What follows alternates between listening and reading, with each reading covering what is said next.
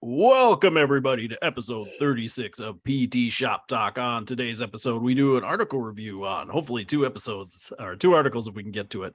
And then we finish up with our top 5 new metal songs from 1997 to 2002. Give ourselves a little window there. And these are songs that still hold up for us. I'm Casey Hansen. With me as always is Nick, Old Metal Doling, and Jeremy, What's Metal, Van Klompenberg. Perfect. Oh, welcome. That's good stuff. That was an easy one. No, that one old metal, wrote itself. Metal? Yeah. That wasn't all. Yeah, it's all good.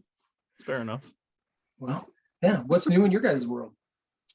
Not a whole lot. I was at the old gas station. I had to grab a slice of pizza today. I didn't have time for anything else. You guys ever Classic. wait at the turnstile for the perfect slice of pizza to come around to you? Mm-hmm. Yeah. You know how it rotates? Every time. You have to. Yeah. I was like, oh man, I'm still at that point in my life. I don't need the best slice of pizza in that thing. Yes, you do. Probably save myself 30 seconds and just grab one and go. Well, you can't, if they're mixing it in, are they doing the individual slices on the thingy-majigger? Not just grab a slice and go. Yeah.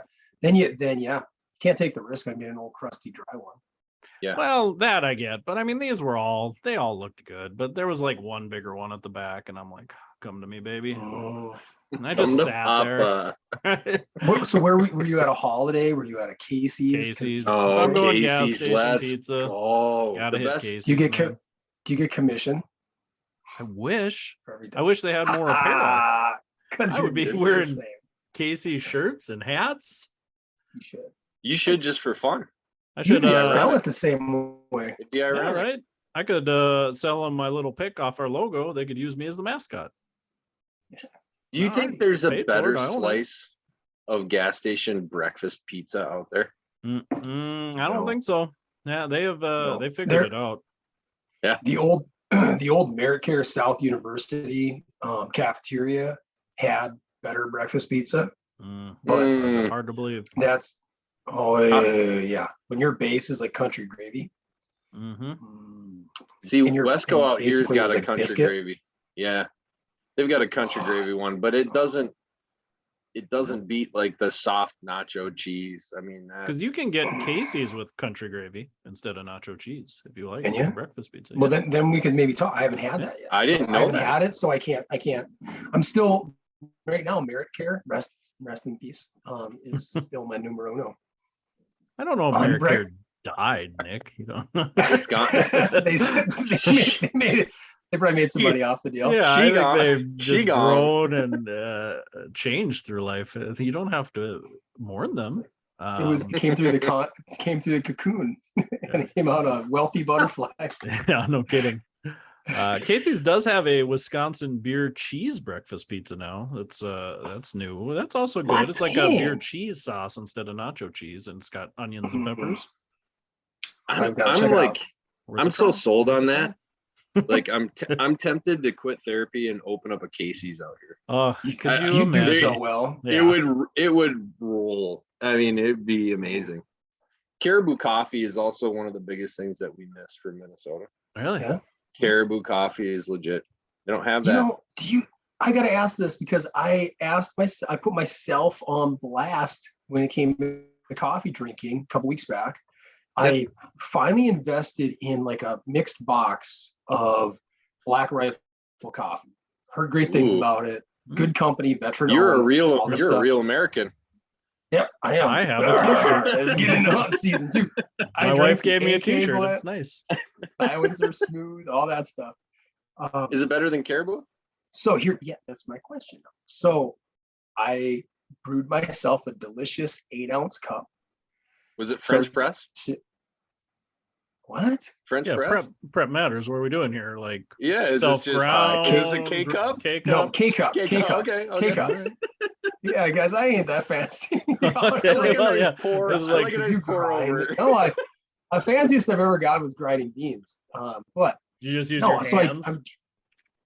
Yes. So why do you have a coffee grinder?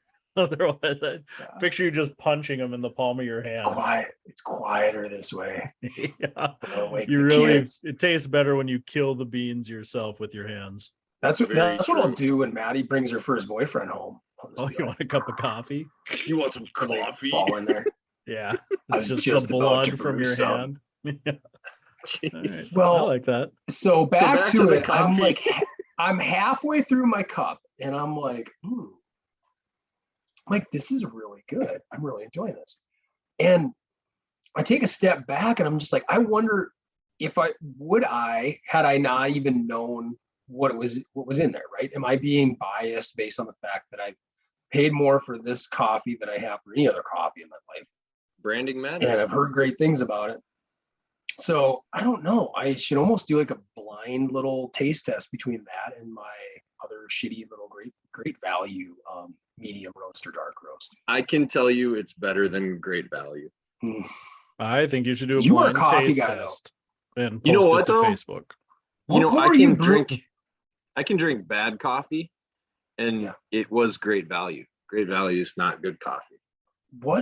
It's very cost effective, but it's not to throw a little dap your way. What were you brewing when I did my trice annual site visit out there in May? What they call them now? I don't know. Every third year. Yeah. It's not is it triennial? Yeah, it would be triennial. No, biannual is twice a year, right? So yeah, triennial. The opposite of triennial. Is semi-annual twice a year and biannual is every 2? Ooh, good question. I think you're right. So triennial. Triennial. Yeah. Whatever coffee you guys had brewing, I've told this story a couple of times. I was back in your office, and I'm like, I literally was like, Toucan Sam, like, oh yeah, that smells really good. And I walked out there, and so what was that? What do you guys brew?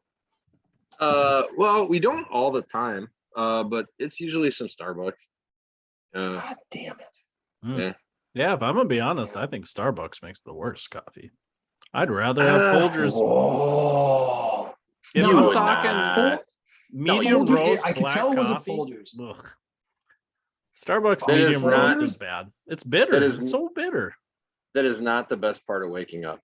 It is. Little Folgers. It's so no. So every time I walked into our old clinic in Marshall, and they're brewing up the cups in the back, just buying the big bulk canister of Folgers. Yeah. That you could tell that when the second you walk in, it's Folgers. It smells identical to our Lutheran church in Carrington, like that little cafeteria. It all has the same smell. It's like everybody's brewing. They're buying like the $5 like 10-gallon. Yeah, Yep. When I go out to my farm, that's how I make a nice little 8-cup coffee little thing of that, and I'll sip all day. It's pleasant. I'd have that over Starbucks any day. There's something cute about it, something nostalgic. I did find coffee. Caribou to me knocks it out of the park. We got a little s'mores coffee that we made into. I do my own cold brew. That's on point. Yeah. Yep. If you let it brew for 24 plus hours, it's real smooth. Yeah. Yep. Just throw it in the fridge. Yeah. Now you guys know.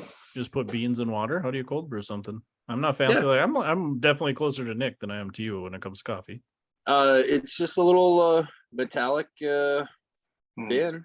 You put. My daughter has one. My daughter does that. You know what's great is you almost put like gosh, what is it?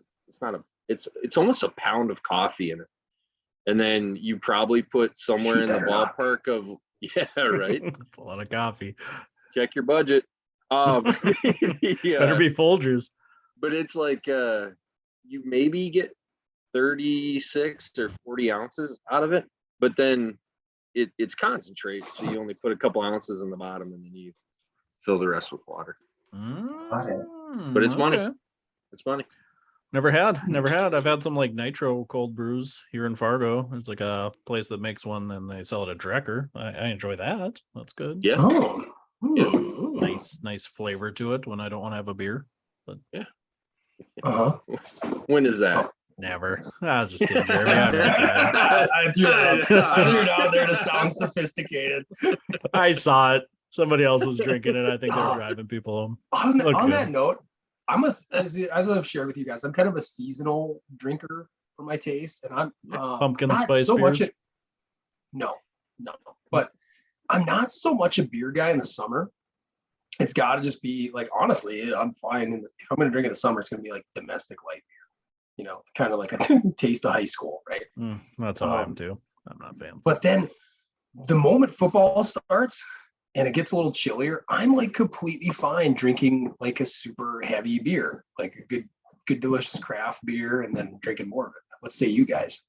I think it's like a biological signal, right? Like we're getting ready to hibernate. So we need 600 calories and 12 ounces. Right. We're just sense. getting ready. We're getting ready for winter. Knock yourself out. Yeah.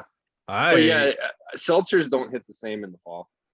Exactly. Like I have zero, as it gets colder, I have zero interest in drinking a seltzer. Yeah. I do. It's weird. I'll drink whatever's there, if I'm gonna be honest. At least when it comes to beer, like I'll drink a light beer. I'll drink a Bud Light in the fall, drink a Bud Light in the summer. I'll drink a light beer now, but how about like a craft beer?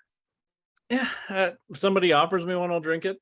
But if I'm gonna be honest, I'd never probably order craft beer anymore. I went down that road, tried every craft beer I could. Thought I had this great I've seen Kraken Dreckers on this very pod. Yeah. Well, I think if we went to the YouTube tape, a techno Viking every once in a while is so different than anything else. That's barely drinking a beer.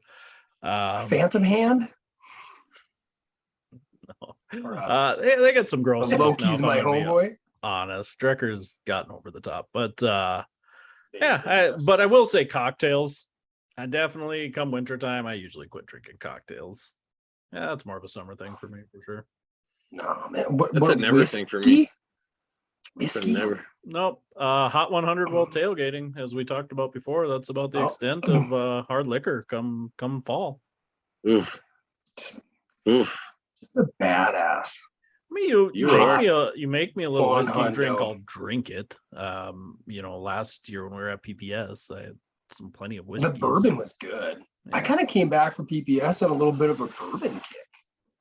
Well, yeah. When I'm footing the bill, I'm sure it's delicious. You did foot the bill once, didn't you? Yeah. I owed in that little South Dakota people the stupid Bison game. Was that in that little bourbon cafe? Yeah, I was inside of a barrel, I believe, was what we were drinking. Pretty much. It was pretty tiny. It was good though. The cheapest was like 36 per shot. Yeah, I think that you guys. It was all good. It was all. Yeah. Again, is that the Black Rifle effect? Exactly. Maybe when you're dropping $32 for a shot, you're probably thinking to yourself like, "Oh, this is just delightful." Is bourbon an idea cult? Whoa. Can you be not bourbon, but maybe can I be an alcohol? I feel like I'm an alcohol chameleon, Jeremy. Whoa. I'm with you. I like that. I like the segue tee off here. Yeah, I like great, it. So great as we move segue into that, we are breaking down this main topic this week. We're breaking down at least one journal article, maybe two, depends on how in the weeds we get with the first one. Snatch this bugger off of April's edition of JOSPT. The viewpoint section has such a catchy title, drew me right in. From idea cults to clinical chameleons, moving physical therapists' professional identity beyond interventions. What do you boys think? Yeah, I like the article. I think it's interesting too, because I would say, just thinking of our conversations we had, when I came back from a line, we talked about bias. And that's a little bit of this. And then just even last time when we were talking about vertigo stuff, and you're like, I know the evidence says this, but I do this. And I was like, oh, okay. I was a Right. horse's ass. I was a red ass son of a bitch last week. So I was like, okay, that's appropriate. It just got me thinking about that because I'm I not mean, there's biased. I was being I'm not biased. patient. I was being patient centered. I'm such a chameleon. Well, we know Consider this my now. Yeah, that's not what I do. But we've had those conversations, not just you, Nick. I mean, there's stuff I don't believe in, and I probably don't have I'm probably too far. They talk about like the manual therapy, one end of the spectrum to I the think other. that's our second article, and I think that's where I made a bunch of notes on that. But Exactly, even because we can't be led too hard one way or the other. Yeah, We've said that many times. Yeah, so I thought it was a cool article. I definitely agree on the traits they talk about. We can go over some of that stuff and just the 4 things they talked about making you a chameleon and how to recognize that in yourself. I thought it was just kind of a cool little article to read. Yeah. We had this discussion with our students, and I don't know if I brought this up on the show, but that first day they come back, we have them in the winter, and then they go to clinicals, and we have them again in the fall. And it's like, all right, how did clinicals go? What did you guys see? And it was a lot of like, well, our CIs are doing everything you guys have said is not to do. It's like, really, you're still running into that, huh? Well, and maybe I would say our education, we've maybe swung too far, the pendulum, because we had a student where the whole clinic was very postural focused. Like, you have to get your posture down, you have to focus on posture, breathing. There's a correct way to set yourself up to be successful. Postural restoration. Yeah. And so the student was like, I was like, how's it going? And the student's like, I have in school we learned that like posture really doesn't matter. And that's a bad way to say it. Everything matters, but you know what I mean? Like, you can't say that posture is, and they, I mean, to their credit, I think they've tried to evolve. And I remember hearing back a few years ago, Jeremy, you were still here, and some of the therapists that were rolling it out, doing it hard. I remember having some conversations with them, and they were talking about how they, like, even the PRI people wanted to change their title, like change the name of their whole branding, because they didn't feel it fit anymore. Because they are trying to do more than that, but well, it's a cult though. Yeah. Right. So the student reached out to the 2 main instructors of the class and said, "Hey, I'm getting a lot of pushback. Can you help me out?" So they sent 5, 6, 7 articles, systematic reviews, some viewpoint stuff, some different research, that's kind of saying that posture really isn't necessarily the cause of what's going on. Mm-hmm.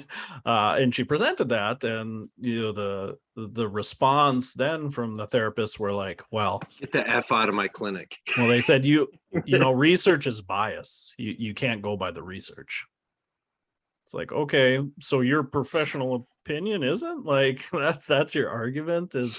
And if we get to the second article, there is a lot of bias in research. I'm not denying that, but like, you have to at least be willing to have the conversation instead of just going, no, the article's wrong.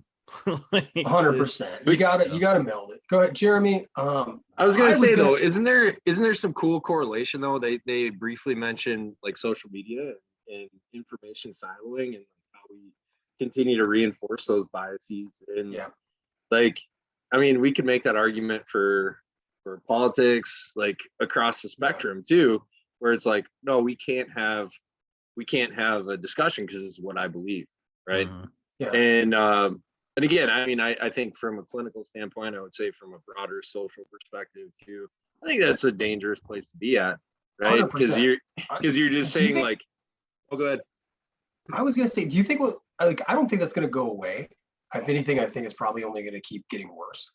But I think a potential solution to it would help me personally, because I've drifted away. I used to really be, and I still do like I'm the type of guy politically, like I'll like to hop on MSNBC now and again, just okay, let's just see what they're saying, even if I don't, prescribe to that school of thought, right? If it comes to let's talk about like clinical approaches, stuff like that. I just think what would help so much is that if you had a contrasting viewpoint, you had this type of, and you claim that you had research to support it, you had evidence to support it.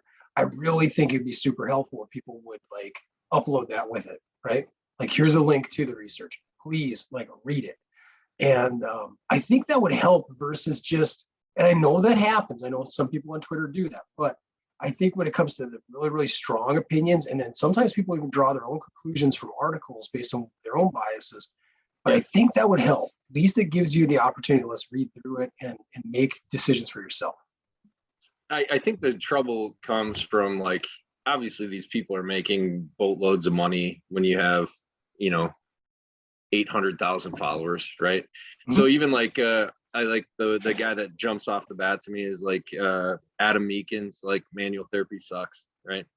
Mm-hmm. So he comes out and he does actually present a lot of articles with his posts, but then he's also got I would say like a pretty abrasive approach. To put it PC is like when you're just straight up like, this sucks, you're stupid, this is a dumb approach, right? Like, but you're automatically you're losing the footing for your conversation immediately, right? Yeah, you lose a little ground, you're right. And what I'd like to see then, because I think, at least in the ones that I've seen of his, because you shared some with me in the past, then I've hopped on his page and kind of followed him for a while. I just giggle. He's funny. But it goes to, I know we keep alluding to the other article, right? Where it talks about effectiveness versus efficacy and looking at studies, pragmatic, like again, more of a marriage between pragmatic studies and RCTs and stuff like that.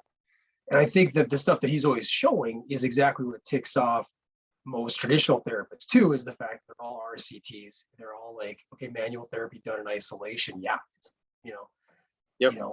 8 minutes of PAs are not going to help your patient. I agree, especially in isolation, but that's not the world we live in, and that's not how we actually provide it. So how do we become a chameleon, Nick? Yeah. How do we do it? So we got to stay on there. Well, you gotta imbue some traits, some characteristics that make you a good clinician. And when I was gonna tee you up earlier, Jeremy, I thought of you when I shot this out, and something you said a few weeks back when we were covering a different clinical viewpoint article. And, we said how we had in that conversation about how aren't these just good characteristics of any good clinician, right? You listen, you show empathy, right? Now they go on, they list all these: empathy, warmth, non-intrusive, extroversion, you're calming and secure, respectful, you have honesty and confidence, right? A lot of good characteristics. I wouldn't think anybody could argue against that. I think it all makes a lot of sense. Yep. But the art is in how, right? Yeah. I mean, you can list all those things off, but I think number one, it takes experience and time. And number two, it takes mentorship. Like, you got to see it in application to really help hammer it home if you're not naturally good at it. And then that third point, I do think some people are just blessed with that ability. Yeah. Whether it was how they came up or just innate, I think they can connect with people better. I like interesting, like kind of case study. I was talking with a patient like earlier this morning, and I don't know, coming up, I feel like we've gotten like a decent, like, eclectic approach. Did a orthopedic residency through EIM.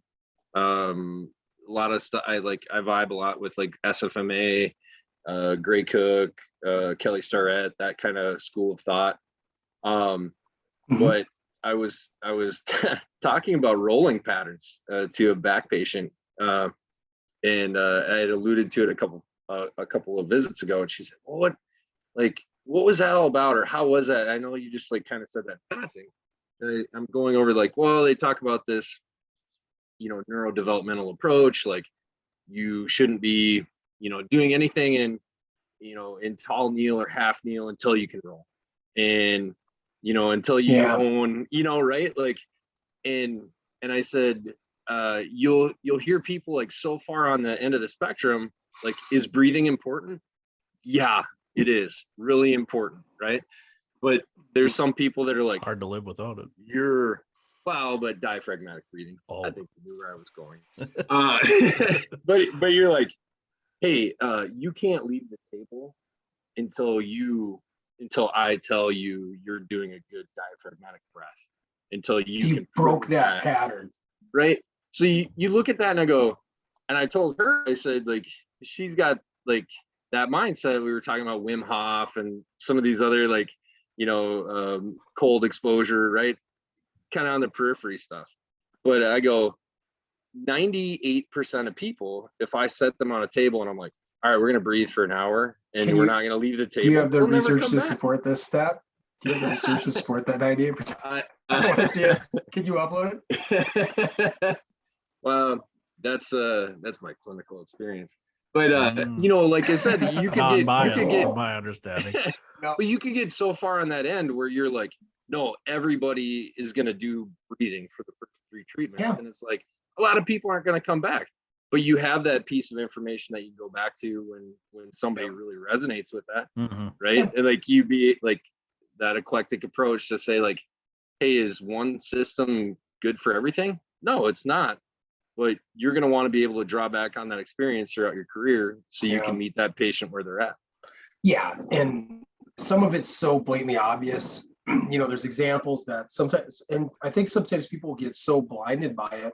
They get so into it. It's exciting. It's energetic. It gives them a clear pathway to just about every patient. You start painting with a broad brush and you start ignoring the nuances from patient to patient, whether it's, completely non-operative chronic, or even as we've seen in the past, Jeremy, I can reflect on a situation where a post-operative patient, rotator cuff, I've shared with you this example where she was very upset and wanted her entire episode of care written off because she was doing postural restoration from day one post-operatively. And when she went in to see her surgeon, whatever it was, 8 weeks, 12 weeks out or whatever, and she could hardly raise her arm at all yet. And he said, what are you guys working on? She's like, blowing up balloons and, kind of laying on my side and, fixing my hips and stuff like that. He was pissed and told her that she needed to go somewhere else. But she's like, oh, I really like my therapist. So she stuck it out, came back and explained it to her therapist. And he worked in like a little bit of it because I had to do a whole chart review on this to determine if we were going to, write it up. And so he worked in a little bit of like, your traditional post-operative protocol-based care, like restore passive range of motion, then move the active system. And she still had like really bad outcome. And eventually when she got her, and the money tied in it, so when she got her bill, she couldn't raise her arm yet. And she said she had to go back and finished care or started seeing somebody in Sioux Falls. And all it took was like 4 visits and her arm was like perfect, right? She was almost up by that point. Anyways, he came to me afterwards and he's like, am I just like too deep in this thing? I'm like, yeah, probably. Post-operative patient, I handled it a little nicer than that, but it was like, yeah, we probably need to peel it back a little bit and appreciate the differences, right? And that's so blatantly obvious. Sometimes it takes something like that just to smack you back into senses and be like, okay, this is not what I thought it was. And maybe it's not the end all be all. I've said it before to Casey. I know that. And I think I said it on here. But that was one of my favorite things I heard Adrian Lowe say in my first class was, he's like, this isn't it. This isn't it. This isn't the end all be all. Nothing is.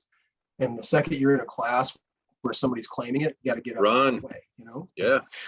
Yeah. But I think there's a point in this article where, when it was kind of like the other one that we covered a few weeks back too, where they used the vignette and the therapist or the patient was requesting ultrasound, right? Ultrasound helped me in the past. Can I have it again?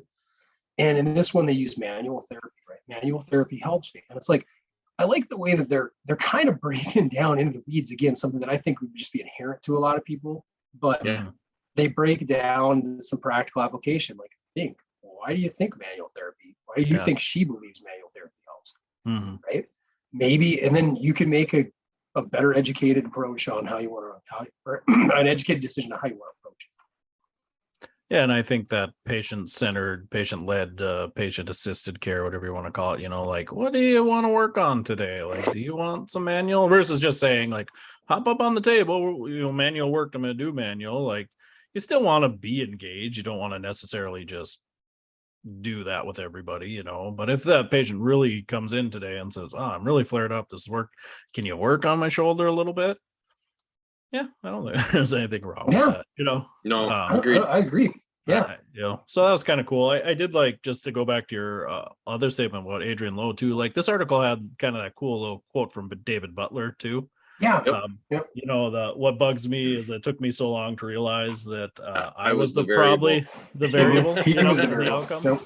Like that's kind of cool. Good Very self-reflection on one of the big dogs in therapy. Yeah. So.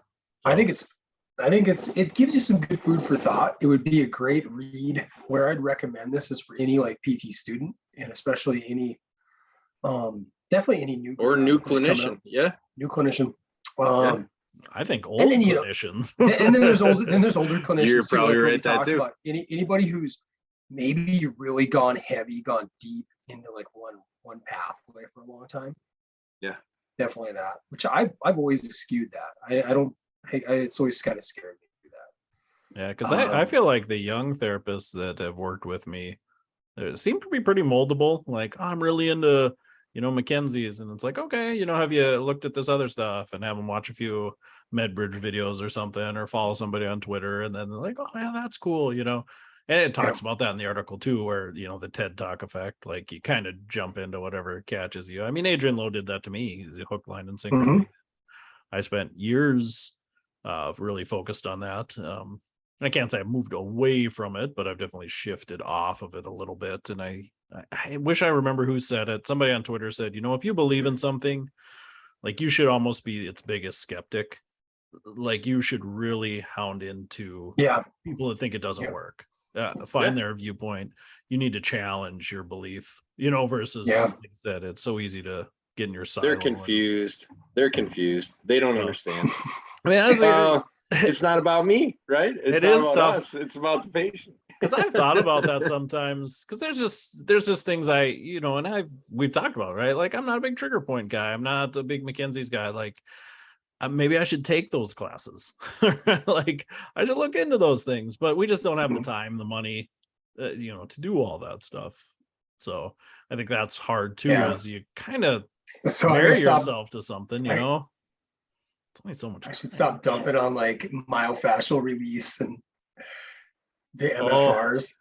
Put on your khaki shorts, get a nice little short sleeve button up, let your hair grow long, go to a nice myofascial release course. I kind of want to. Crystals all over. You would feel the energy. You would be weeping, Nick. I heard that. You just release. Yeah, have you ever had your jejunum released? Man, imagine how you feel. Gotta go to the toilet right away. I assume. You just do that in the room. That's one with nature. John Barnes would love that. To the forest, young Nick. To the forest. How's he releasing the jejunum? I don't know. I haven't been to a course. I assume there's a technique. You're gonna want to take your shoes off so you can be one with Earth. As you're up and squatting. Bet Nod. He did liver manips. Remember, Nick? Yeah, that was one of the Meekins ones too that I saw. It wasn't Bernard, it was somebody else was manipulating livers, and he had like a toilet Instagram reel or something where he was just shredding it apart. Yeah, apparently they don't understand how suction works. Yeah, I don't. It doesn't go deeper than the surface.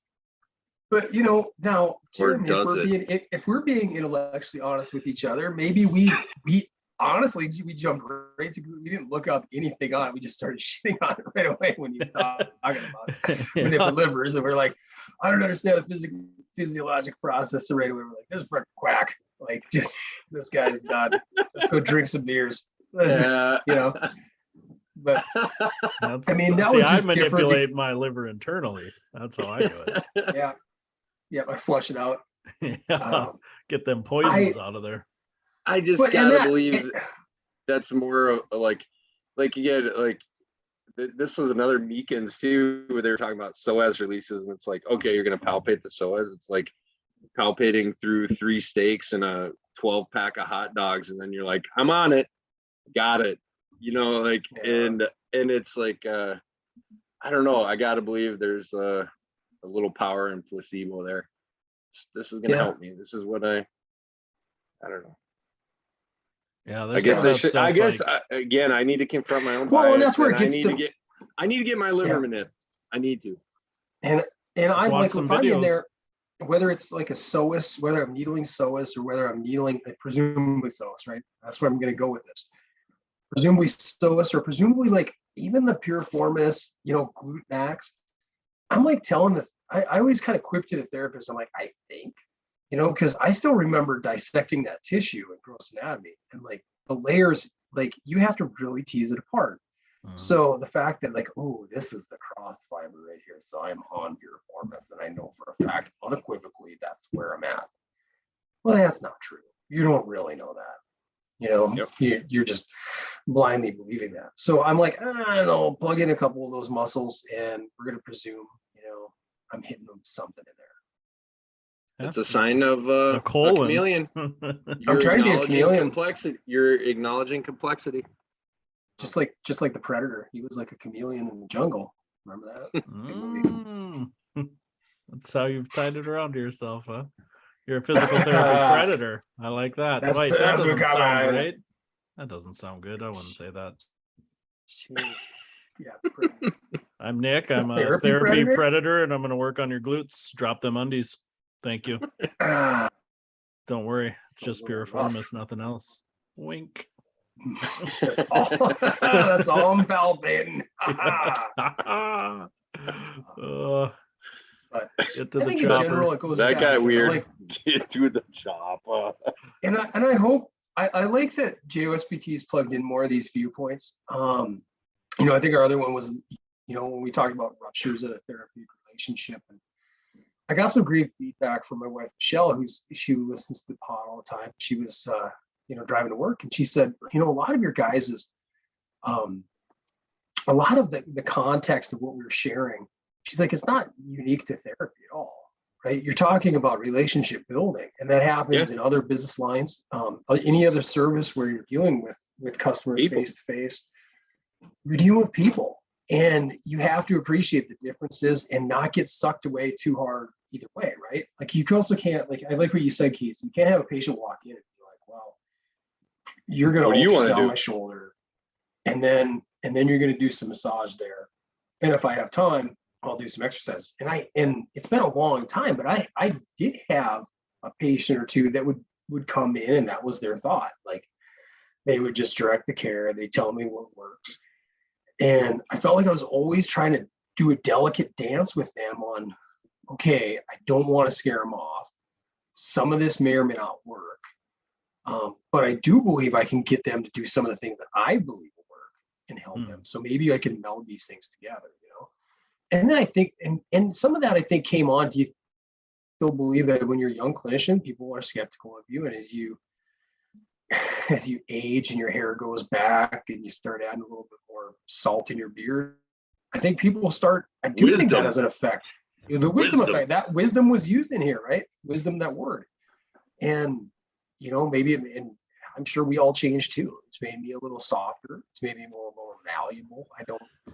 Like the way I think one other point, like if you have a disagreement with a patient or you disagree on what they feel is going on, right? And we've talked about this before. Let's use an example. Let's use a very common example. Somebody comes in there like, I have a herniated disc at L4, L5, and I think I need surgery, right? Super common, comes up in literature. Therapists talk about it all the time. I had a lot of students that I've been able to meet with over the years, and they love talking. Like they almost immediately like to jump all over how bad imaging is, and how surgeries don't work, and all that great stuff that we've been hearing about for years. But it's like, and all that's true. At least the research supports it's true. But how do you convey that to a patient without pissing them off or making them feel really, really dumb? Right? It's letting them know, hey, I don't know. I think a very plausible approach is saying, yeah, sure. I think it's very possible that you probably do have a herniated disc, and you know what? That's not incredibly uncommon. I think that there's a lot of individuals who do have that, some symptomatically, some asymptomatic. It's probably not a disc in isolation either. There's other structures all intimately supporting that tissue, and they're probably involved here, but your outcome can still be pretty darn good using these conservative approaches, right? Rather than being like, well, do you know that literature says that 77% of people walk around asymptomatically have low back pain? So it's probably not your disc. You're probably fine. Yeah, you know what? totally I try to talk about that with patients that aren't dealing with it. Like I'll try to have that be like kind of a clinical topic, because I think when somebody's in 9 out of 10 pain, a lot of times they're going to believe that surgery is the only answer, right? And so because that's just where they are. And then you go, well, you know, from experience or retrospectively, we look and we're like, well, okay, well, how do we judge success? Is this, if you're good at 2 years, like you see plenty of people with 3, 4, 5 surgeries, right? But like, you're not going to say that to the patient, but you know, you bring it up and you say like, hey, this is what the research says. Like your pain started 3 weeks ago. Like if we can see this in a large amount of people that have this and they don't have pain, I'm really confident I can get you back to that spot too. You know, even if that's there, like that, this can be a really normal thing, and that's a-okay, and I'm confident I can get you there. You know, I don't know. It's just challenging depending on like where they are in that process, and it's like a lot of times when it's the you know, insurance won't cover the MRI until you fail therapy. That's a really hard that's a really hard patient to get back, you know. It is.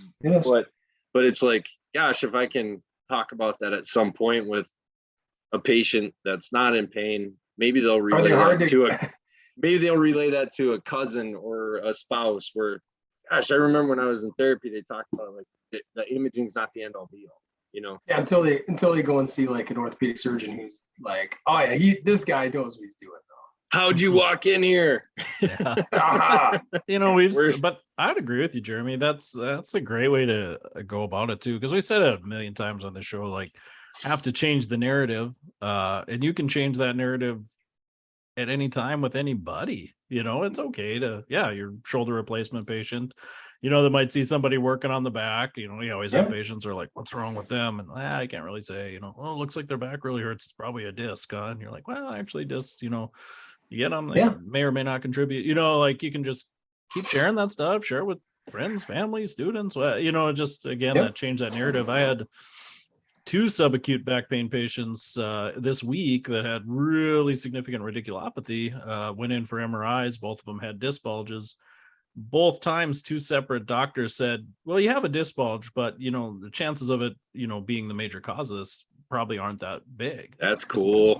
That's cool. I haven't heard that in a long time. You know, both of them was like, it may be contributing, but it's not that big of a deal. I was like, well, that's a great narrative change. But then I had a 22-year-old collegiate soccer player that the doctor told her she had the back of a 65-year-old. So the narrative it's coming and going.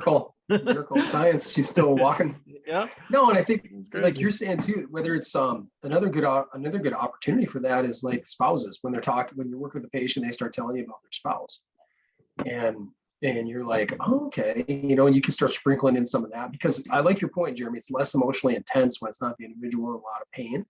Yeah. You know, and they can be more receptive to it. Be able to say, but it's not, you know, it's not going on the research, at least in my opinion. It's more of taking the approach of, we can do some things in therapy that can most likely help alleviate a lot of their symptoms, you know, and get them back functioning again. Stop short of like, oh, we're going to fix it all, you know, don't set that standard too high, but, you know, but getting them to understand that not everything needs to be gloom and doom and you know, jump to the worst case scenario, which a lot of new metal music did 20 some odd years ago. Oh, do you like that? We're doing that. It was my turn. There's just way too much meat on the bone of the next one for us to squeeze that in. No, I totally agree. I do think the next one is funny. Like the over half of clinical trials of mobilization may have limited real world applicability. Such a in your face title where it's like, man, boy, therapy and mobilization might not work, but that's like not really what the article's about at all. I thought that was kind of interesting. Like it is and it isn't. You know, they talk about half of the articles don't have real world applicability is what they're saying. They're not pragmatic. They could, you know, but they're saying. Yeah, I just thought it was a weird headline grabbing thing. Where I love it. I can't wait. We gotta devote like a big chunk to that. Yeah, it just felt like good stuff. a clickbait title for a JOSPT article, but that's another article for another day. Yeah. Yeah. I also had issues. I couldn't print it out. I wanted to. And I don't know if this one it was not in my September issue. It was only No, it wasn't mine either. So I have the PDF, but then I'm having weird issues. It's not letting me save it. Every time I go to save it, it retitles the document as something else. Over half of clinical trials of mobilization and manipulation for patients with low back pain may have limited real-world applicability. A systematic review of 132 clinical trials. Wow. I can't wait. Can't wait. Pod for another day, though. Pod for another day. Until next time. We're on to our sad sack new metal list. We're all from this era. Not all sad sack music. I'm proud to say mine's Linkin Park free. Mine's not. I knew. I wondered. Can Crawling make a list on songs that have soured and songs you still like? Can you put that on both lists? You know, Crawling didn't make my list. Yeah, it sounds like you hate it. So. I like it. Well, I kind of went first last week on our fun little video game list, so I can go first this time and kind of maybe lay a little foundation. You boys just take it away. Build the castle. Build the castle. All right. So without further ado, my number 555 is from 1999. It's Mud Shovel by Stain. A song that's been referenced here before. I think it's got a sweet, simple riff, escalating riff that still works for me to this day. Captures a lot of angst. As we were talking off pod, what this whole genre kind of represented was, animosity and sadness and kind of disenchantment with, what's going on in the world, and things aren't always as great as they kind of seem to be. But I still don't know what the title Mud Shovel means. Casey, you could probably fill me in on it. I have no idea. But great song. Aaron Lewis was so fun to listen to too back then. I mean, he really was a really powerful vocalist. I think he was a great lyricist too, especially as things moved on. So put them on the map in my book, much like so many other people. And that still sticks with me to this day. Mud Shovel by Stain, 1999 is my number 5. Yeah, an old Limp Bizkit disciple there. Yeah. Limp Bizkit was the one that brought him in. Man, Fred Durst. Right? Aaron Lewis was giving him a tattoo and he slipped Fred Durst's demo. Yeah. Put your lighters in the air. Yeah, the rest is history. Famously looked at the demo and he hated it. The later convinced him to listen to it. Yeah, like their demo was kind of weird. It had like some crosses and some weird religious stuff on the cover, and it was really off-putting for him. But then went back and listened to it like a month later and was like, Fred's pretty well esteemed at that stuff too. Yeah. I gotta think his judgment's wise. Yeah. You want me to go second there, Jeremy, or you got it? I can go. No one's gonna be itching to hear this list. I had to Wikipedia what new metal is. I just had to be sure. Sure. I'm sure you jammed a little bit of this different, like whether you were training some weight, pumping the iron, as they used to say. That that's a nice segue there. My first one is Freak on a Leash by Korn. I think I said that a few podcasts ago. That seems like a lifetime ago. That was the only Follow the Leader was the only cassette that was in our weight room in Canby, Minnesota. So did you beatbox with the song? No. You never scatted? Come on. I might have.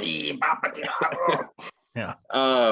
But yeah, that'd be good, I think probably my first interaction with the genre. So holds a little special place in my heart. So yeah, that's a pretty solid first introduction to new metal.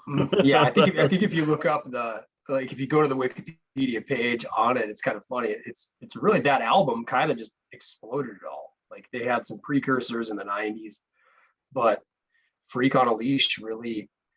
Get the Life was good too. It didn't make my list, but that was good. Good. Yeah. That whole album's pretty solid. Good album. Interestingly enough, I'll save it for later. Yeah. But Fred Durst makes an appearance on that album as well. All he in the does. family. Well, he was a disciple of Jonathan Davis, right? Correct. Yep. Yeah. So there was a whole chain. There was like a coaching tree. Yeah, Jonathan Davis to Fred Durst to Aaron Lewis. The old West Coast offense. Yeah. Bill Walsh-esque, if you ask me. Oh, I think that's a great choice on my short list for sure. Not to spoil the rest of my list, didn't quite make it, but that's a hit. It sounded cool too, and I would say Freak on a Leash was interesting because there was people, at least in my school, that liked that song that you would not have guessed would like metal music. There was a lot of girls that liked that song, and it just had a different. It wasn't soft, when you listen to it. It wasn't like a ballad. It melded genres. I mean, yeah. It felt new too. Yeah, pardon the pun, but at the time it felt very new. Even though we've touched on something, they're not new metal, but when you go back and you follow the history, you're like, my gosh, like Faith No More was doing a lot of this stuff 10 years before. Oh yeah. Which is kind of interesting. And even the Chili Peppers, a lot of their heavier stuff kind of fit that mold. The funk, hip hop, metal kind of fused together. Yeah, totally agree. There was definitely a few of those bands that were, I don't know, mix them and grunge, and it was just an interesting evolution. Yeah, and even a little sprinkle of techno now and again. I mean, they did meld a lot of stuff. Yeah, it was and that's why people liked it. Like you said, it was a different sound. Nothing I would say in the 80s sounded like new metal. No. Just kind of took a little bit of that glam rock stuff from the 80s combined with the grunge, combined with the speed metal, and just mixed it all into just a loose package. I'm not going to call it a tight package because there was a lot of sloppy new metal, but you're analyzing the package nonetheless. Oh, I'm staring at it nonstop, Nick. I like it. I respect that. I'm looking at the outlines. I'm seeing how it's moving. I'm doing it all. My number 5, a band that probably would be considered on the cusp of new metal. Probably why I put them at number 5, because I would say some people would argue whether they were new metal or not. In the 90s, this California band toured with Korn and the Deftones a ton. So definitely were in the scene. They really blew up with their album in 99. It's a band called Incubus, and the song is Pardon Me. Oh, good one. Yeah, good one. I love Incubus, believe it or not. So when I did this list, I kind of looked at songs that have grown on me a little bit. I like them more now, probably when they first came out, because I would say when this album came out, Stellar and Drive were bigger for me. And those Stellar, they're very cool. Still good songs, but definitely more ballad feel to them. Kind of have fallen into just the mix of that ballady type rock music. But Pardon Me still stands out. Still cool. They got the DJ, a little funk to it, right? Pardon Me was lit.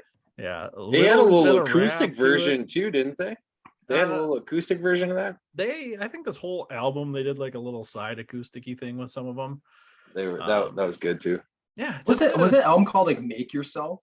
Yep. Is that it? I think so. A lot of good songs on there. Make Yourself's great. Miss You. I said, Stellar. There's a lot of good.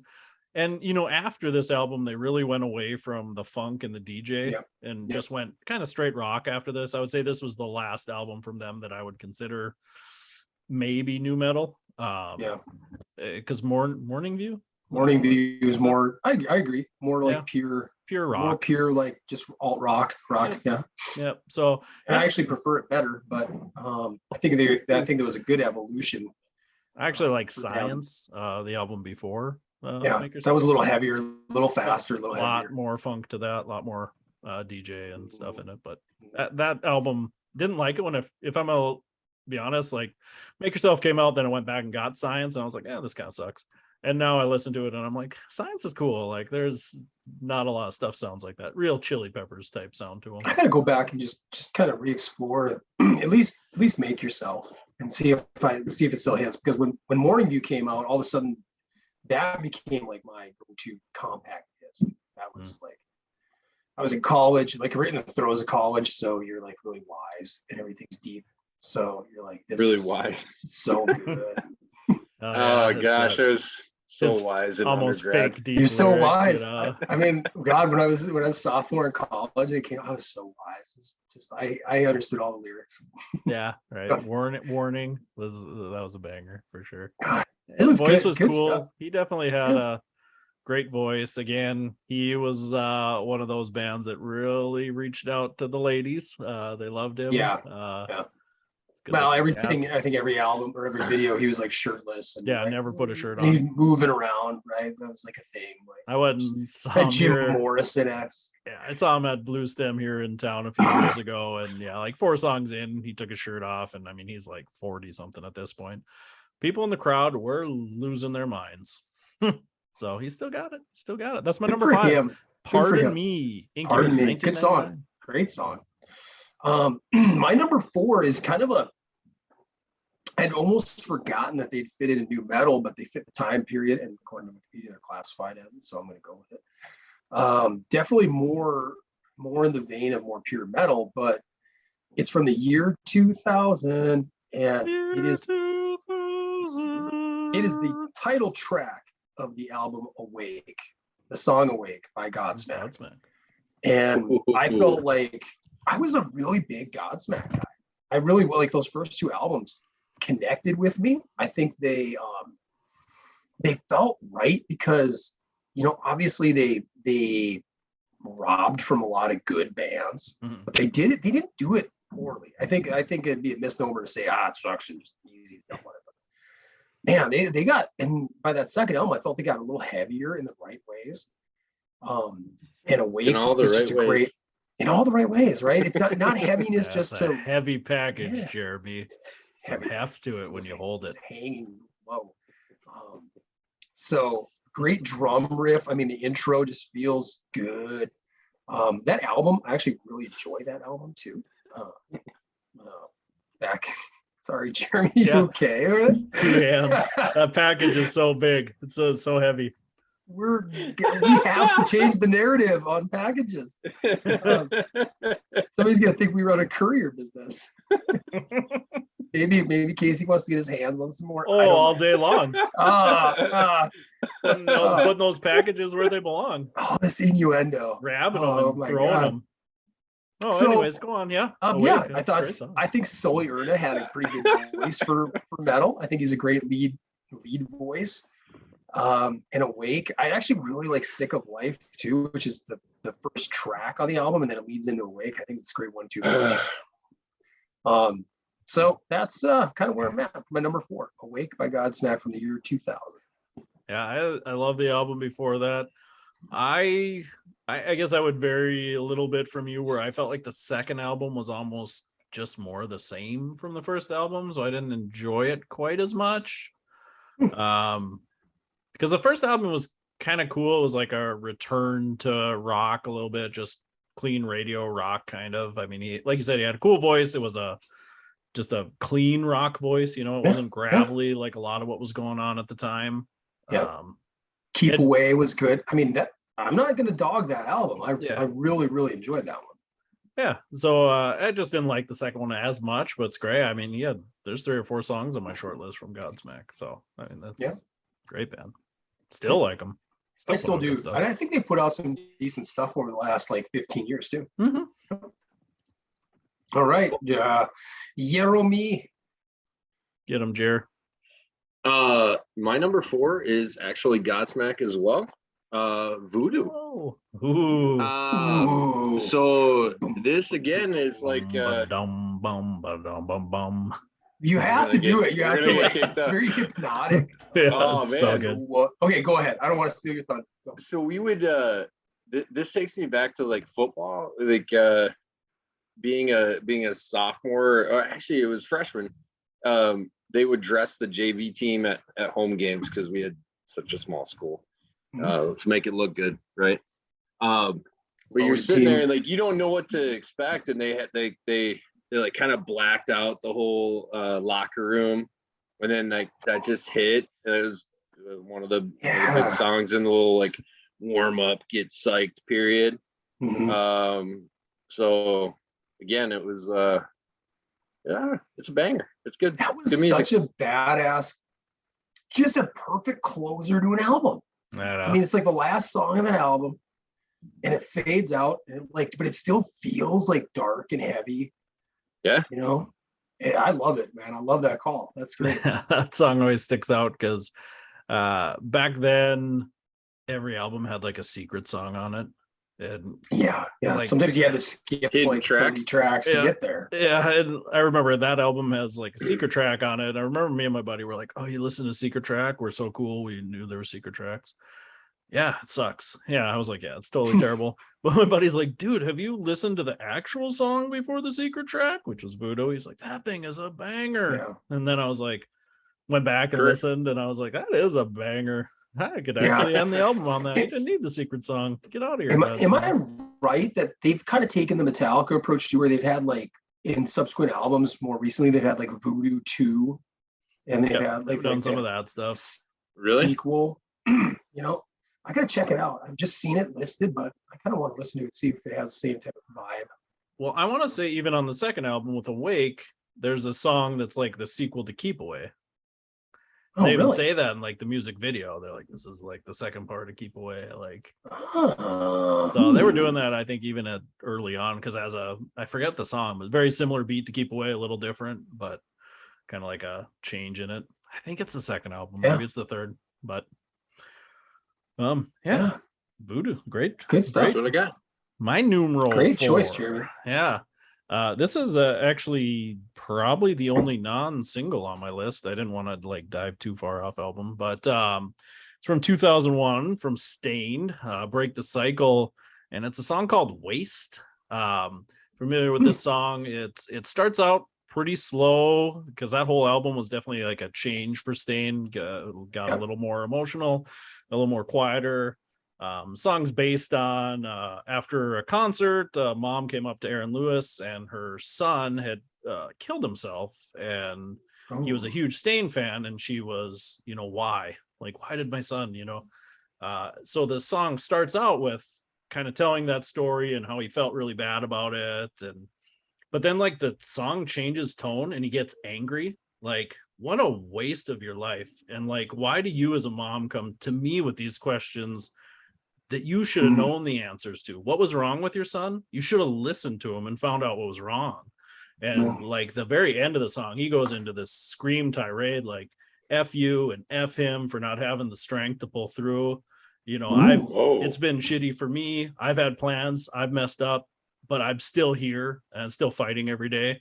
So just like a really powerful song that has probably, as time gone on, been like, you're not allowed to say those things anymore. It's a different era, but but like the message he kind of rocks that way though these days. Oh yeah, he's don't tread on me. I got an eagle and a flag. But yeah, so he's making good. I'm not gonna lie, he makes some good country music. Yeah, definitely old school sound to it. But so it's just a kind of a cool song that's grown on me a little bit, just because it is so different, and I don't think you can like get a song like that today and be kind of how he went about it. And I think I don't want to downplay mental health. There's a lot of those things, but that like strength and that like quit blaming people, like kind of, listen to your kids. Check it out. I'm gonna check it out.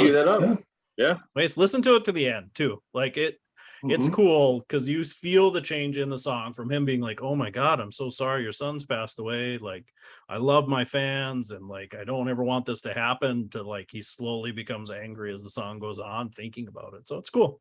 Great song. Waste. Yeah. Cool. Yeah, I am going to check song 12 on Break the Cycle, 2001. Got it. All right. Oh, I got to wet my whistle. Too much package talk. I get it. Dry it out. So, Gargle it. Jeremy. Good thing I have a mute button here that I figured out how to use. Just would have got a combination of cough and laughter all at once. Some a little vomit out there. All right, my number 3 is from a band who's already been mentioned. It's from the year 1999. And I think it's from their maybe not so, I don't know. It was a huge hit when it came out, but kind of forgotten about over time. And it is by Korn, and it is Falling Away From Me. I think it just really kind of, we were talking about offline, we're capturing like the emotions of that era and that generation, and I think it really, really fits. And there's a few, that album's called Issues. I know it was all, it's famous because they had different fans like drop the artwork and submit it, and they took it and they ran with like, what was it, Casey, 4 or 5 different album covers. I think maybe 5. Yeah, pretty cool. I had the one with the little doll, I think that was the standard one, and then the other 4 were fan art ones. You're right. I'm more of just a basic bitch. Is what we were carrying in North Dakota. That's the one I had too, Nick. I also am a basic bitch. The music was the same. But Falling Away From Me, very powerful music video too, that tackles like domestic abuse and some deep issues like that. I think they were hitting on some topics right there that matter. And I can still go back to this one. I think part of the title of this list, the song's still got to hold up, and Falling Away From Me, like I can be hitting weights or out running, and when it comes on like a playlist or shuffles through, I get into it. So still hits me in the feels. So that's my number 3, Falling Away From Me by Korn. It's a banger. You know who did the music video? Directed by Fred Durst. What? Really? It might have been his first video. He's quite the artur. Oh yeah. So skilled. You just wait. He might make an appearance on here. He is. He's everywhere. Somehow. Fred Durst. He's everywhere. rolling. I swung a 180 on rolling in the last 3 weeks. Okay. That's like crawling. Jeremy, I haven't been able to stop listening to it. That song still sucks. Yeah, it still sucks. Very bad. It's kind of good. It's no Natalie Imbruglia. That's no. I'll go with Torn. Does Torn fit? It came out in '98. Yeah, right about that time. My number 3 is from the year 2000. It is. This again was a football locker room one. So I don't know. It's more like timepiece stuff for me, or the place where it's at. I don't have the good background of the song. I didn't really like the band all that much, but sell it more, Jeremy. Jeremy. This is like the Hans and Zoolander thing, or like the fact he's making it. I still like Sting's a hero of mine. It's Disturbed, Down with the Sickness. So yeah, that was like I can't say I'm listening to it now, so maybe that broke pathways from the intent of the list, but that was a good song, man, in terms of like that just got you hyped and ready to go play some foosball. So I can listen to it up until the bridge, and then when it comes on, because it'll come on like a good example when we're running EP in the summers. Yeah. And I just play like it shows up on, you pick like Foo Fighters radio or whatever radio, right? Metallica radio. It's like so eclectic, it's gonna show up on there, it seems. Yep. And it gets to that point, I'm like, God, okay, this is kind of God, what is even the word? Not hokey. Hokey's the wrong word, but it's just too heavy-handed. Over the top, and it talks about those same issues like that I like in Falling Away From Me and stuff, and this angst, but it handles it in such a sloppy, over the top way. It takes me right out of the song. It feels got a great hook. Nowadays, it feels very manufactured. Like if you were to put a formula in for new metal to be successful, what would it sound like? It's that song. Probably that. Yeah. Going a diatribe at minute 2.5. Yeah. I love that song when it came out, but yeah, I honestly don't like it very much anymore. I'd rather listen to The Game or Dropping Plates from that album, or even Shout 2000. Really? I think they've had a lot. Of good stuff. There's definitely better songs on that album now that hold up a lot better than Down with the Sickness, but the first Yeah. 30 you. seconds, the first 30 seconds. Oh, sorry, Jeremy. But let's be honest, Jeremy, you've never listened to anything else on that album. You're correct. Yeah. Yep. So they put out a lot of albums so bad. too over the years. Wow. Not judging got The Sickness. Here we go.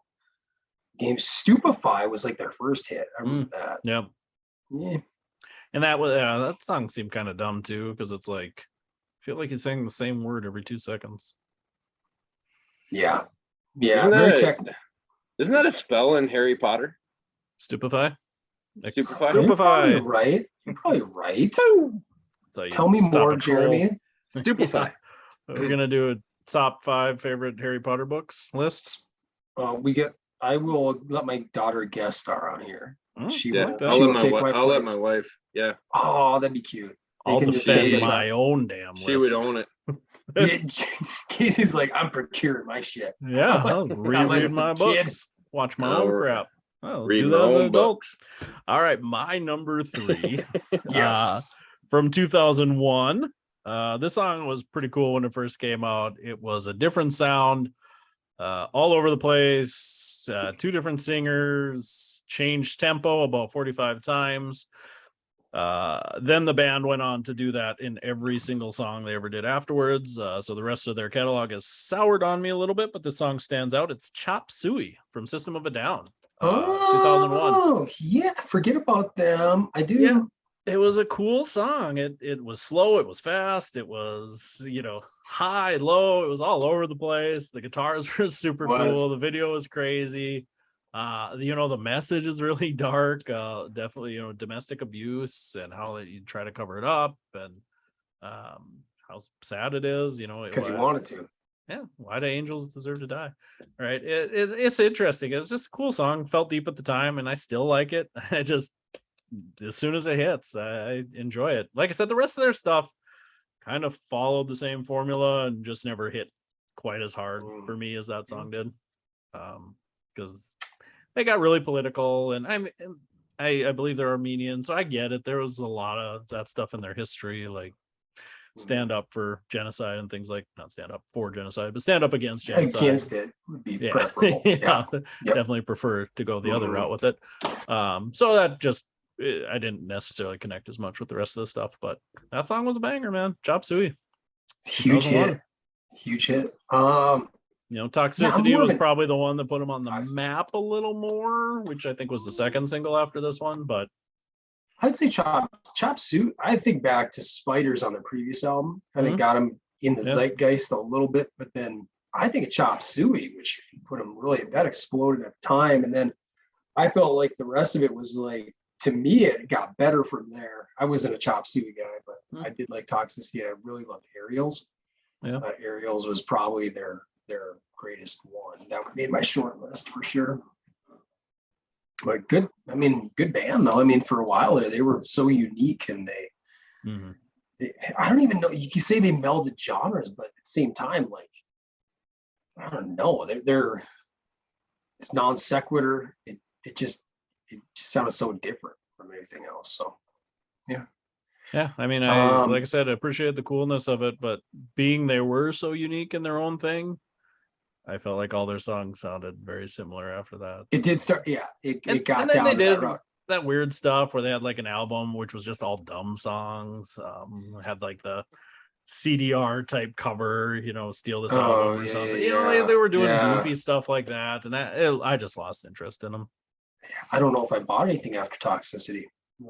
Probably I don't know if it was like Mesmerized or what the name of that album was. I remember that. With, Why do Residents fight the war? Why we always send the poor? I forget the name of the song, but that one was all right. Poetic. Yeah. Well, good. I'll move on to the top 2s. My number 2 is our Fred Durst contribution to the list. Oh no! All the way up to number 2. All the way up to number 2. And seriously, I had a bunch of songs on my short list, and I still go back to this one, and it was teased a little bit a few weeks ago, but it is My Way from, God, I don't even want to say it. chocolate starfish and hot dog flavored water. It's also one of the worst album names of all time, if not the absolute worst album name of all time. But My Way is truly a standout from that album. It's in my opinion the best that they've ever done. I don't know if anything really comes close. I think the build throughout the song really works. The one, I think the one criticism I give it is like, the My Way or the Highway. I kind of chuckle at it still because that was like something I remember my parents used to say all the time. My Way or the Highway, right? Yeah, get out of here, Nick. And all right, Mom and Dad. it's kind of like, you got to do your chores. This is my way or the highway, And so that part, it's a little too old school, but everything else works for me in that song. And I can remember I was like, we've talked about pro wrestling on here, and I was really out of the pro wrestling scene in college, just on to other stuff, mainly, whatever. I won't say it out loud because it's not cool to talk about anymore. But stuff that was maybe chasing ladies. And I caught this, like they were doing this bumper for WrestleMania 17. It was The Rock versus Austin. And I guess to this day, it's still considered maybe the greatest vignette of all time. And they used My Way for it. And I was like, oh, that's fun. That's really cool. It almost feels like a real fight. And holds up to me to this day. I'd say every now and again it comes up on the old weight training list, and I like when I'm hitting a PR. When I'm hitting a PR or bombing on a PR. 3 or 4 dudes are pulling a bar off my chest. This is what I'm listening to. My way or the highway. Strain an erector muscle, try to deadlift. And I'm like, my way or the highway. I like it. That's my number 2. It's great. My Good Way. song. Limp Bizkit. Like I said, we talked about it a couple weeks ago. Like Jeremy said, felt like a lifetime ago. But yeah, that song was banger. Song was banger. Well, as you were talking about System and you were rattling off other stuff that they did after that, it's like, holy crap, you're right. Blink an eye, and it's been, you go back 97, it's 25 years ago. Mm-hmm. Yeah, it was kind of a cool list you had 20 to 25 years ago. I liked your time frame. Yeah, it's cool. Very applicable. Yeah. So, the boy. Let's go. When you're yelling "My Way or the Highway" to your erectors, do they yell back? I didn't yell it. Shut up when I'm talking to you. I don't sing to them. I don't sing to them. They say, I just experienced. Was this as a segue to your number 2, right? I just when I'm talking to you. I just experienced the nociceptic pain. It wasn't a Linkin Park hit. All right. That we're singing back to you, huh? My number 2 is that song, One Step Closer to the Edge, off of Hybrid Theory. Man, it was interesting. It was interesting. I don't know that I knew this at the time. I was looking up just facts about it. And they said like after there was like a school shooting. And the kid said that this was his like fuel. This is like what caused him to. That doesn't help you as a band. Yeah. So it was like a couple kids got shot in California, and the kid said it was like that's what encouraged him to shoot. Killed 2, wounded 13 in Santee, California. 15-year-old Charles Andrew Williams. That's depressing, Jeremy. Why did you bring that up? Well, I just thought that was an interesting fact. They like the. It's an interesting fact. Fred Durst directed "Falling Away from Me." Come on, a sad fact. But this is like Chester. Is this why it's your number 2? Yeah, tell us what happened to Chester afterwards too. You want to drop that fun fact on people? Come on. But he said his original thought was like he said he just never really fit in when he was growing up, and it was like actually kind of like a ploy for strength for other people that didn't feel like they had a niche to say like, hey, I went through this too, and to use your words earlier, like I'm still fighting type of a thing. Yeah. So cool meaning behind it. Like that was one of the first that was one of the first songs of theirs that I heard. And again, like for me, that like that mashup is pretty cool. Hmm. Like I've loved their sound throughout their whole career. I know some people will be like, it gets old, it gets flat, it's kind of the same thing over and over again. But yeah, it's my number 2. No, Good. I had like 4 songs from that album on my short list. I had Maybe. Paper Cut on my Yeah, short list. Paper Cut was probably the Points top of Authority the 4. was Points of Authority was good. I could almost listen to that whole album. That Like, album went was through- In the that end, was a great still album. good, Yep. even though it's been overplayed. I mean, there's Yeah. a good album. Crawling was good. I mean, it was like, Yeah, despite what Jeremy I think it thinks, that's a good eventually- song. I don't like it. I think it, yeah. These wounds, they will not heal. I think it's just cool how he sings that song. Like, that is a hard song to like hit on karaoke and like hit them notes. That Crawling, I wouldn't even I'll try. have to do that sometime. I'll just see this karaoke attempt. Oh, I have to have a lot of tequilas in me. Yeah, not a bad choice, Jeremy. My number 2 Nope. has been on one of my previous lists from our pump up music. It's from 2000, a little band called the Deftones, and it's Elite. I love this song. It's grown on me over and over again. I just don't know if there's better screaming in any song out there from any genre than this song. Just bangs from start to finish.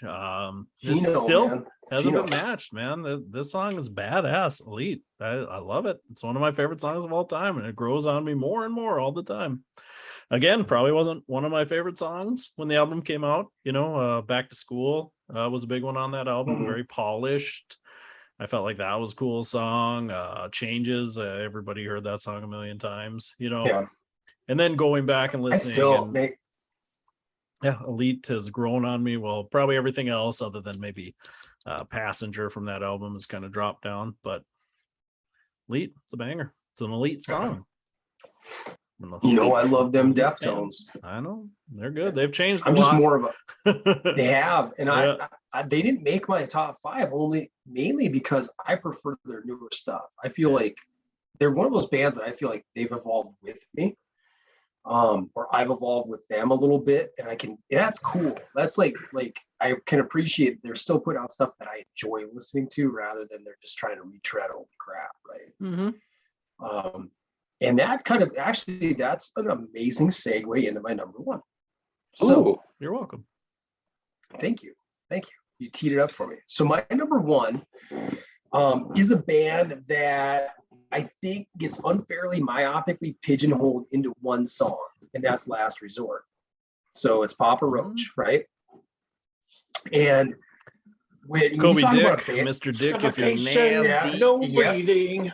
so yeah, Jacoby Shaddix, I believe was like his real name.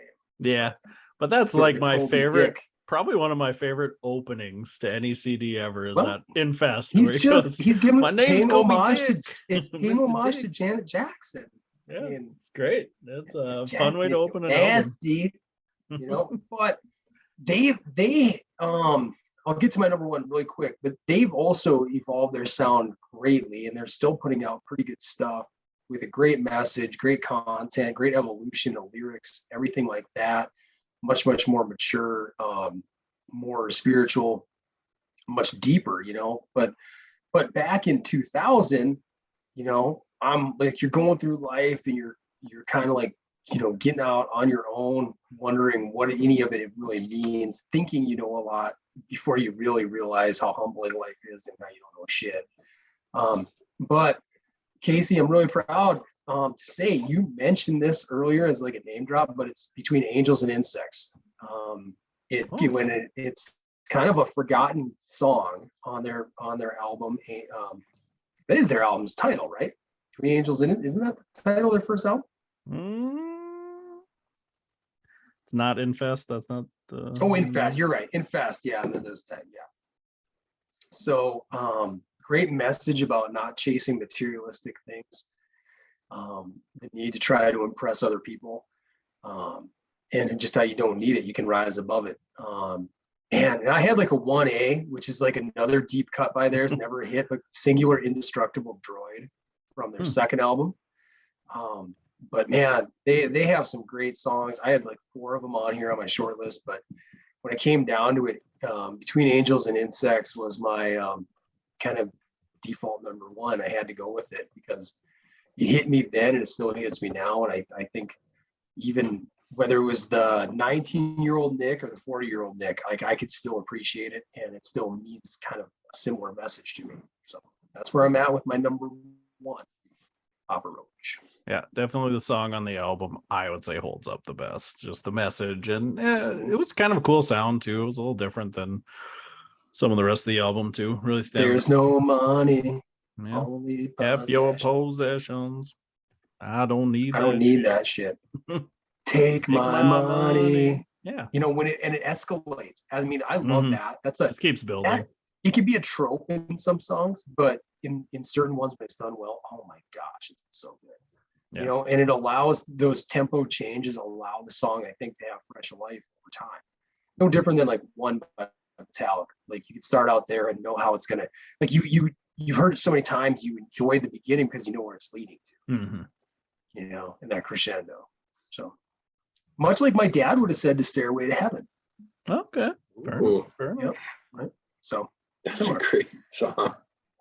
That's better. That's Stairway to Heaven. That's a different list. Yeah, that is a different list. A better do our song. top favorite 70s songs. I'm all right with that. Yeah, we could do a 70s one. I thought about it. You're gonna get a lot of CCR out of me. You're gonna get zero CCR. You might have to Oh, research. come on.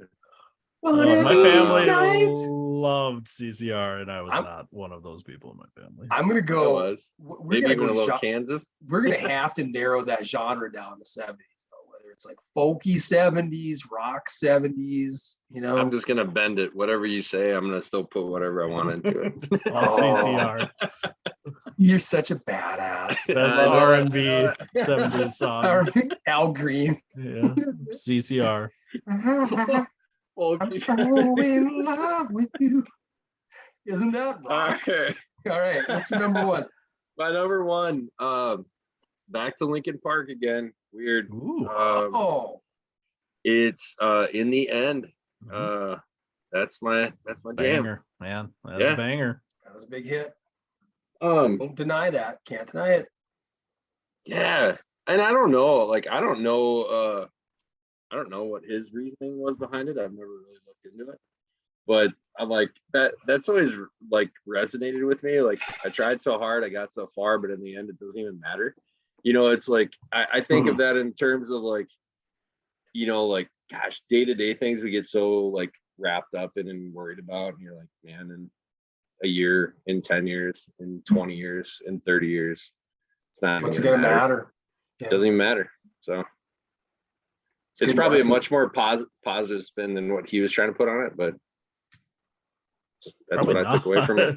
knowing his story, his own advice, right? Yeah, it won't matter, but he took his own life too. Battling demons. Yeah, that's my number one. Good stuff, though. My numero uno from '99. Probably no surprise to anybody here. It's from a band named Korn from the album Issues.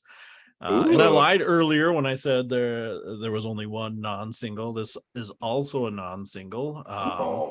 Why would you do that to us? I don't know. And to the listeners. Why do you lie to the listeners? Well, there's no rule that has to be singles. People tune in to PT Shop Talk. Yeah, but why would you tell them that you did it and then you didn't? Yeah, honesty. Because it was a white lie to transparency, spice it up. A little spicy. You were trying to swerve everybody. You're trying to swerve the listeners. Everybody knew I was going to pick a Korn song. I didn't want to just go with the obvious. It is a song called Dirty from Issues. Okay. I believe famously Jonathan Davis, one of his favorite songs of all time that he wrote. I like the song, and it's grown on me too. It's similar message to Freak on a Leash, but instead of being like polished poppy like Freak on a Leash, this one's a little more vulnerable, open. You know, it's grimy. Yep. You know, he just feels like he opens his heart to sell albums, and the record company says, you know, keep opening your heart, keep bleeding for these fans. That's what sells money. And he feels almost dirty doing that. Feels like a whore, as the song says. And you know, famously in the chorus, he, you know, says it a few times. I just want to laugh again. You know, he just put himself out there so much all the time and has to be so sad and depressed all the time. Like it builds I get on it. him. Like he feels depressed. And don't worry, Nick. But sometimes even in your job, you feel this way, right? Like you just give everything, and sometimes you It's feel like not true. Never. you know, and it's just like some days, right? Some days it's just like, God, man, I just you put it all out there and you're frustrated and you're to the edge, and it's like some days I just want But to in be the end, it happy. doesn't We even all matter. have a day. Every one of In the us end- has a day where you feel like, hey, I'm not, whether it's I'm not getting what I want out of this, I'm not Yeah. appreciated enough for Yeah. this, or you And know, I think and there's that could just be from the something top, from the bottom, could be anywhere, right? Yeah, Every and- angle. And I think you listen to the song and you really feel that emotion coming out of them. And it's an easy song to sing along with when you're just having a garbage day. You know, and it's just a cool song. It's just grown on me. It's my favorite song on the album. Still to this day, one of my favorite Korn songs from one of my favorite bands. So Dirty 99. You know, Seems like you a know good what? number one. I'm gonna. This was a fun series again. I don't know. Did we? I don't think we had any overlap, did we? No, just bands. Jeremy's Yep. all in on Lincoln Park. 1 and 2 for you, bro. What is Yeah. that right? 1 and 2. Yeah. Hybrid Good theory band, man. all day. Hybrid Theory was probably the peak Man, of new that- metal. I don't know. I would say Yeah, that you're that, right. I don't know if any new they're- metal album sold more than that thing. They're the only people, like, that's the only album I've listened like front to back. I wouldn't, well, I guess Korn too. Yeah, that cassette has had many But then- listens. But then we were into like, for me, I was gonna say, like, proud of you, Nick, for buying the compact disc earlier, but like in college, that was LimeWire for me. So Oh yeah. it was like, I'm not gonna go to buy that. Yeah. Oh, dude, I was still Napstering. Yeah, But- fun fact. Linkin Park. I used to watch MTV2 if you watched like late at night, like Matt Pinfield had a show. Did they have the two? They had the two dog logo, Yep, right? right. The two-headed dog. And Yeah. That's how you got heavy metal back in the day, because at that Yeah. point MTV had already moved on from metal. And I remember Linkin Park One Step Closer came on, and I was Yeah. like, oh, this song's badass. Yeah. And Got ripped forever, off. right, I went to LimeWire, sorry record company, download the song, but forever it was on my like amp player or whatever I used at the time as Yeah. like Linkin Park, like Abraham Lincoln, LINCOLN. Yeah, Because I had no idea, right? Yeah. Because he's like, oh, Linkin Park. I'm like, okay, well, that makes sense. Like I didn't even look at the name of the band, you know. So I always sits Yeah. funny with me, because back in the day you'd search for stuff and everything came up so funny, you know. It'd be like newest hit from Linkin Park, and you'd play it and it was just some like garbage kid song or something, you know. And I think Plus I 35 actually, viruses. yeah. Yeah. I think actually that Hybrid Theory was supposed to be their original name, not Correct. Linkin Park. Yeah, I think I heard that. All Yeah. right. Yeah. Yeah. Fun It's fact. cool. Cool little band from Chicago. They made it big, right? They did big things. Yeah, Yep. made lots of money. How Good far is that list. from Green Bay? Produce Not it. far enough. though. 62 miles? My guess, Green Bay. 84 miles? I'm guessing 120. Somebody want to produce Yeah. that? Yeah, I'm going 120. You're saying what, 60? Because Milwaukee's got to be like 60. You're right. That's what I'm thinking.